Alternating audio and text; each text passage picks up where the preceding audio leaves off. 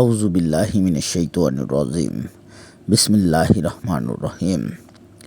আসসালামু আলাইকুম ওয়া রাহমাতুল্লাহ। শুরু করছি সেই মহান সত্তার নামে, যিনি আমাকে এবং সমস্ত পৃথিবীকে সৃষ্টি করেছেন।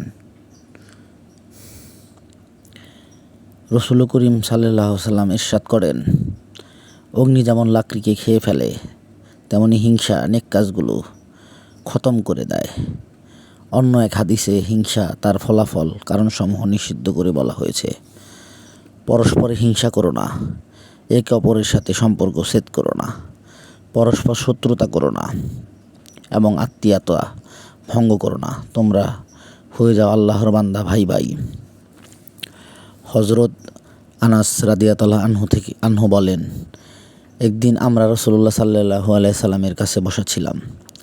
তিনি বললেন, এখন এ পথে একজন জান্নাতি ব্যক্তি তোমাদের সামনে আসবে। এমন সময় জৈনক আনসারী বাম হাতে জুতা নিয়ে আবির্ভূত হলো।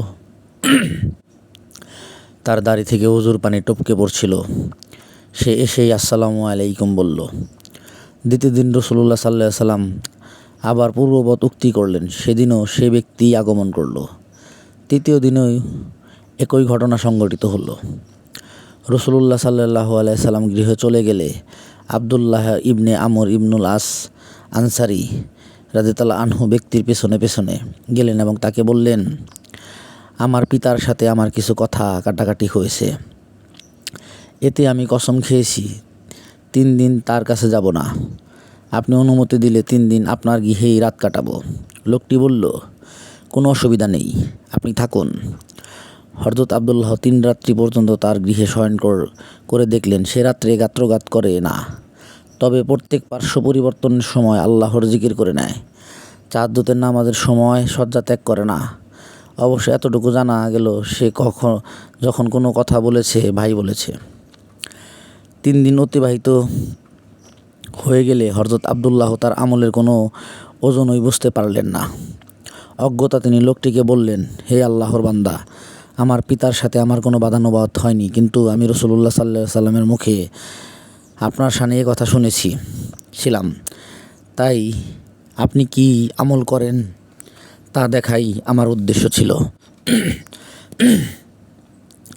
আপনাকে তো খুব বেশি আমল করতে দেখলাম না। বলুন তো কিভাবে আপনি জান্নাতি হওয়ার মর্যাদা লাভ করলেন? লোকটি বলল, আমার আমল তো তাই যা আপনি প্রত্যক্ষ করলেন। আমি তার কাছ থেকে রওনা হয়ে গেলাম। কিছু দূর অগ্রসর হতেই সে আমাকে ডেকে নিল এবং বলল, ভাই, আমল তো তাই যা আপনি দেখেছেন, কিন্তু ব্যাপার এতটুকু, যে নিয়ামত আল্লাহ তাআলা কোনো মুসলমানকে দান করেন তাতে আমার মনে কোনোরূপ মলিনতা ও হিংসা আসে না। আমি বললাম, ব্যাস, এ কারণেই আপনি এত মর্যাদা লাভ করেছেন? আমাদের দ্বারা এটা সম্ভবপর নয়।